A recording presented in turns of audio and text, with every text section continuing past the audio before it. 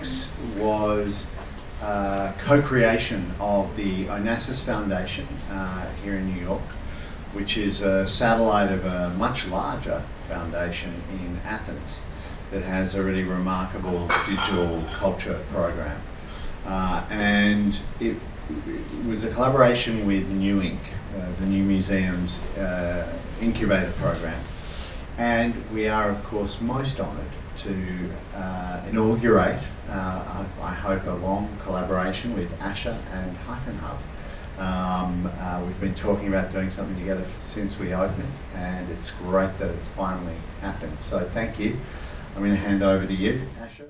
We are very honored to have here tonight Lundahl and Seitel, which is their artistic name. And so we have Christer Lundahl and Martina Seitel. They are based in Stockholm. Their practice is totally transdisciplinary. Thank you, Asher. Thank you, Vallejo.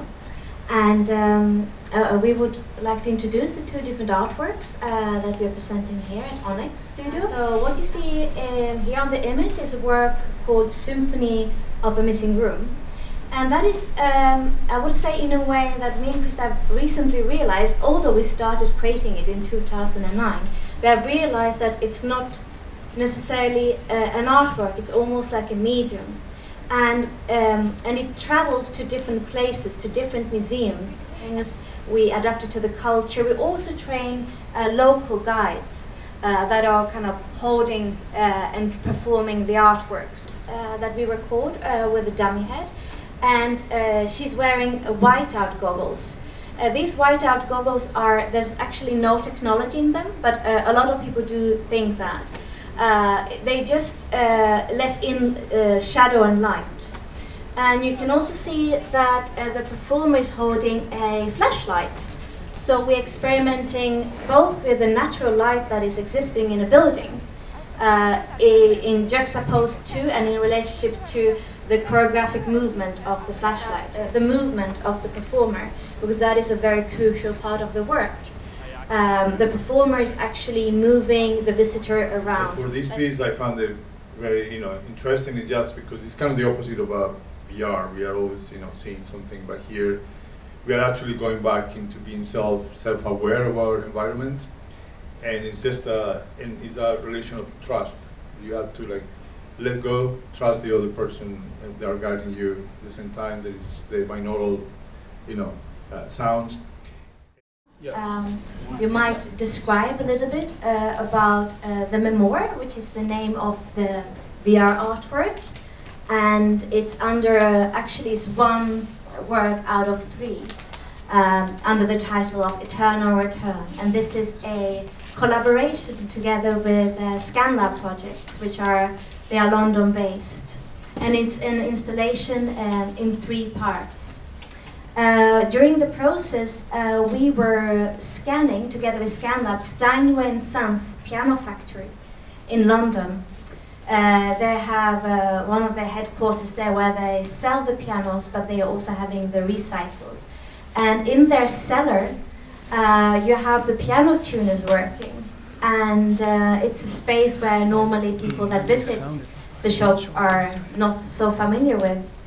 And the piano tuners we were fascinated how they were almost treating their pianos like babies, and they had this really incredible hearing. And it was almost like we thought of them as being makers of time, which will have a significance later on in the artwork. And also, so we were scanning Steinway & Sons piano workshop.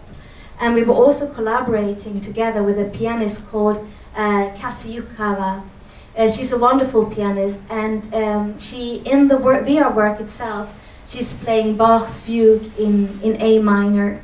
The reason why actually we also got interested in that score is that Bach has a way of working with a pattern of a canon.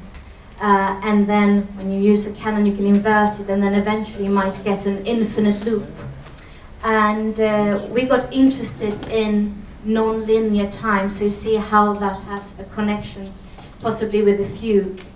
But in this work, you can, or you might leave traces also into the future. More as, of course, as just as part of the story.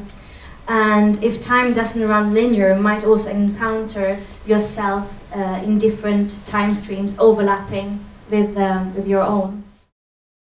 You can also see that Christy is holding a tracker, and this tracker is a moving cluster. You saw that very briefly there, yeah? And that is his presence in the virtual world. So he can operate this in a live way.